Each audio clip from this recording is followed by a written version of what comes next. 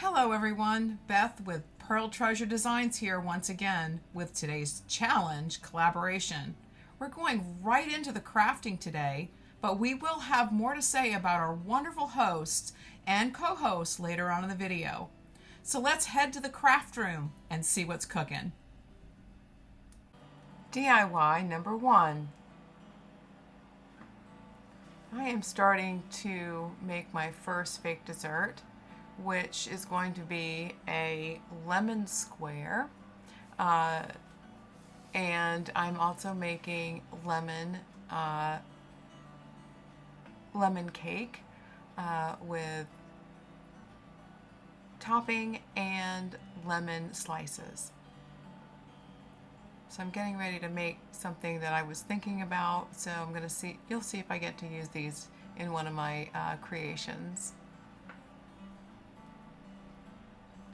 So right now I'm making the bottom of the lemon square. I did cut that in half because it is a double layered dessert, as well as a lemon cake. And so I'm adding the adhesive, the quick set adhesive, to this, and I'm not filling it all in because it's not going to be seen. You just want to see the edges, and it will hold the sponge together. And then I'm layering it, doing a ribbon type design on it. And then I'm getting ready to put my lemon flavored sprinkles on it. And you'll get to see me putting the crust using felt for the bottom of the dessert. So I did glue that on with hot glue. And so that will adhere really quickly. Now for our collaboration with Fake Sweets Collaboration, hosted by Happiness Created and Kiki's DIYs, with our co-host, the Rusted Willow. You will find the links to their channels, so please be sure to look for that in my description box. They have some amazing DIYs on a budget as well. Show them some love by liking, commenting, and subscribing to their channels. If you've been watching for any amount of time, you know we support each other, so please do the same. Now on to DIY number 2.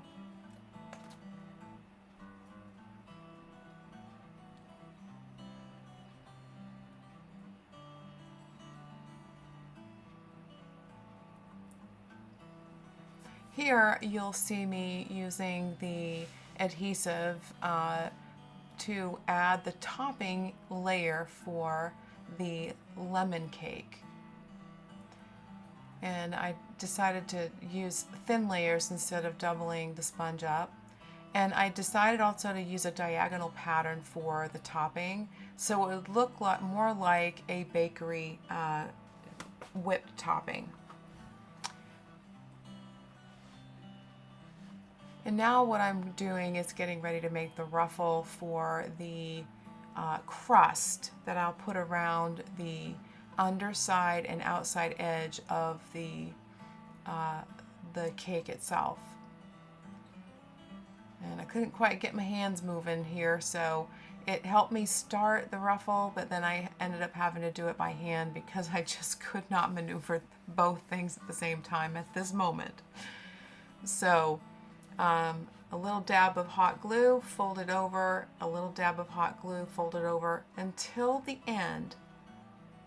And then you'll turn it around and hot glue the opposite side together so it lays flat.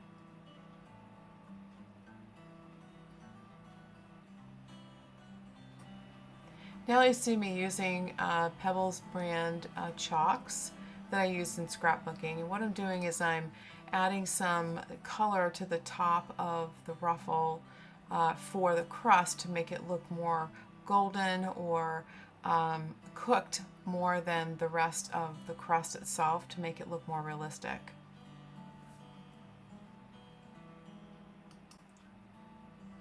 So you'll see me in just a second here get ready to start cutting out the bottom crust for the pie.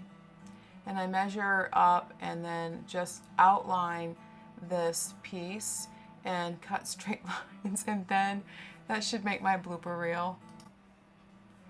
Yeah, I was having a bit of trouble with that. So cutting this and trying not to get any of the adhesive on myself was a challenge.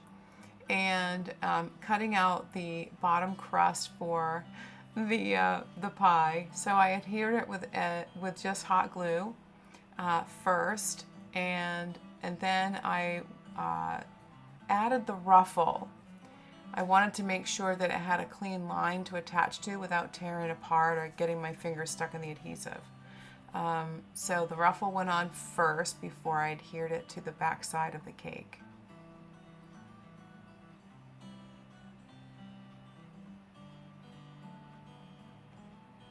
One good bead of hot glue should do it, and just hold it down. Felt is really easy to work with.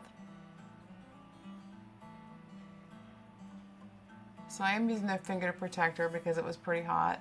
And now I'm getting ready to make sure that it adheres to that cake and across the bottom side of that ruffle to make sure it sticks to that really well. I may have to come back in later, but you'll get to see what this looks like at the final reveal.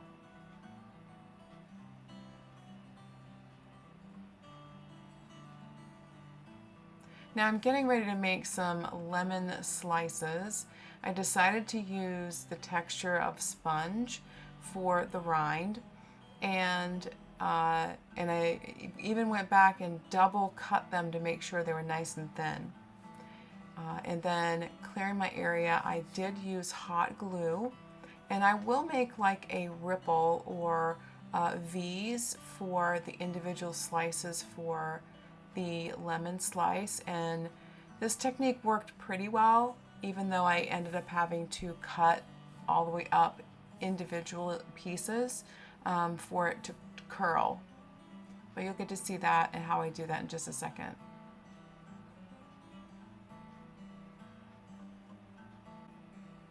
So now what you're seeing me do is cut those individual pieces I was talking about a second ago. I cut it up to the sponge but not into the sponge. I wanted to make sure that it was going to be flexible enough to bend. And then I'm going to add some maize Waverly chalk paint to the entire thing, front and back, including the sponge. The sponge allowed it to take on a darker hue, which was great. And then what I'm doing is I'm also making a second one for the top of the cake piece. And I made this one a little bit thicker, and I layered it twice. And this worked out really well for what I intended for it to do. And now what I'm doing here is I'm making seeds for the lemon and the lime. So you literally make a bead of glue and draw it back. Make a bead of glue and draw it back. And I am just touching up that on the back side of that lemon.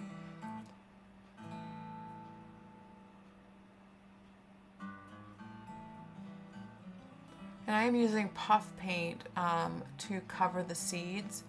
And I should have probably made the seeds out of this once it was on the dessert, but it worked out either way. Always trying something new. DIY number 3. Now what I'm doing is I'm adding glue to this silicone cup, and I'm going to make a cracker crumb or a I guess it's just a crumble, cracker crumb kind of dough, or for the bottom of my lime dessert. So I mixed the sand with that glue, and I'll let it sit in that silicone overnight to dry. Back to the lemons, I am going ahead and double gluing that once I have it in the position that I want it. and I'm just going to hold it there until it dries. It takes just a couple minutes for that to happen. And then I'm trying to add the seeds that I had made using my tweezers there. And it wasn't quite dry, so I had to let it sit there a minute. And then I decided to add glue to my limes and see if I could get that to adhere to the seeds. And it was kind of comedic. Yeah. So yeah, this was an adventure in comedy for this video, so enjoy it.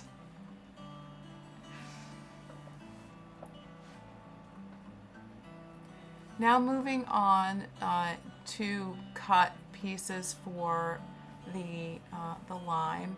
I did use some resin limes that I had made earlier, and I used the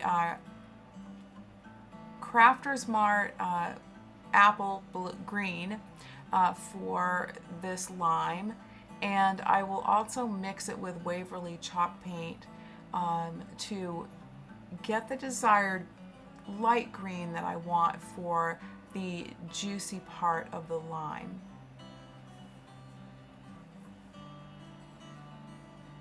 So we're going to mix that up really good and make it a lot lighter than the outside edge of the lime.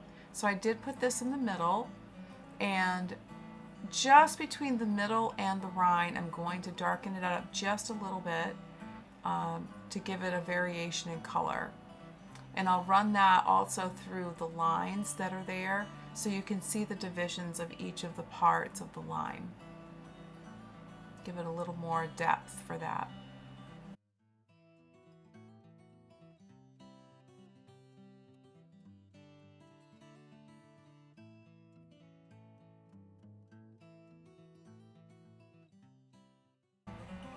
So I had let that cupcake mold with the graham cracker crust dry overnight, and I was able to take that out in one piece, and that will be the foundation of the lime dessert that I am now working on.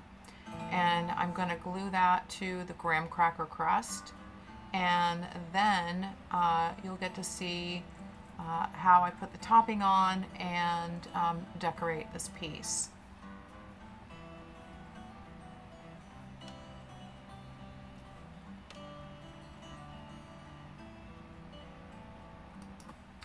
So what I did next was I took this DAP Quick Set Sealer adhesive, and I put it all the way around the top of that cake, and it looks a little spiky, so I wanted to make it look more like a meringue topping.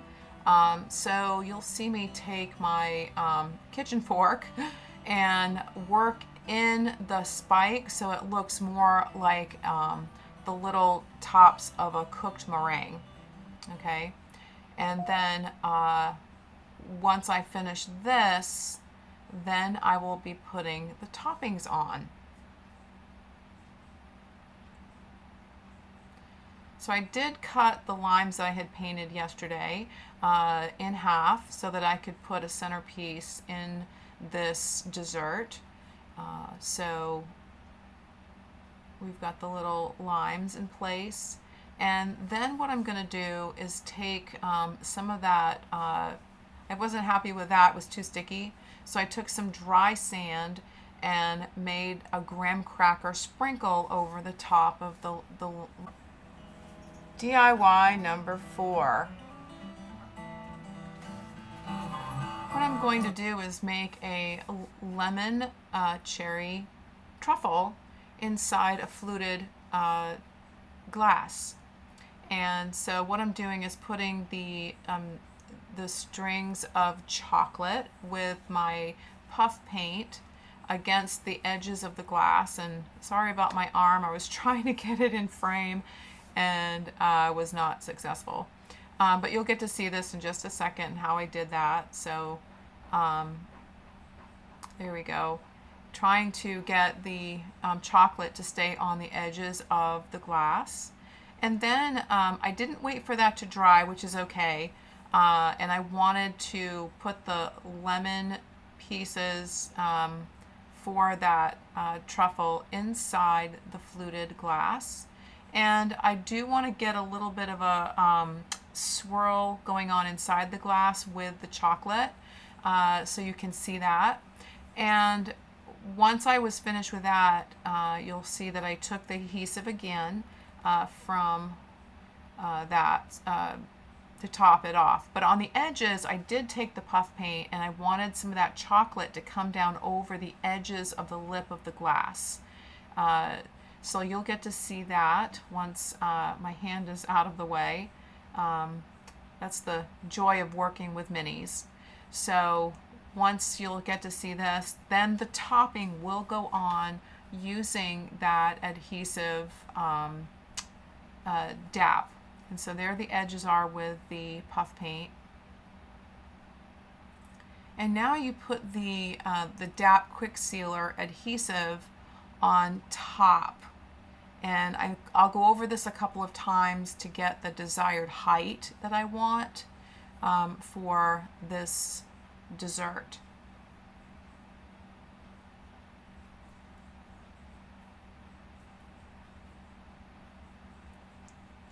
So nice even squeezing along the edge of the glass, so to be sure to be able to hold the contents of the glass inside of the fluted glass. And I'm going to go around that a couple of times to make sure that the layer is sealed, and then I'll add an extra layer on top of that for height.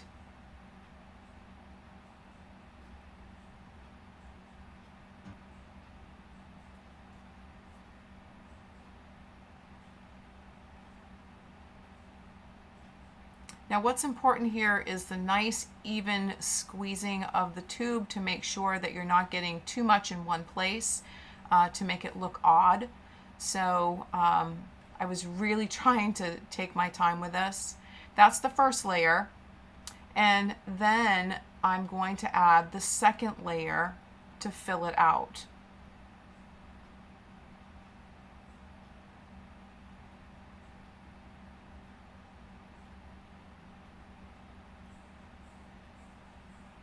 And once I get to the top, I'm going to lift and curl the tip so that you get to see the whipped topping curl like you would in a restaurant.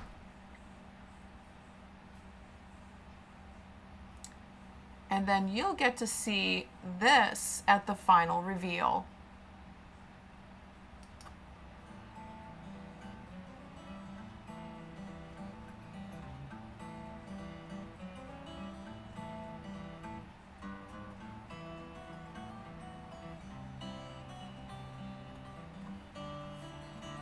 The final reveal.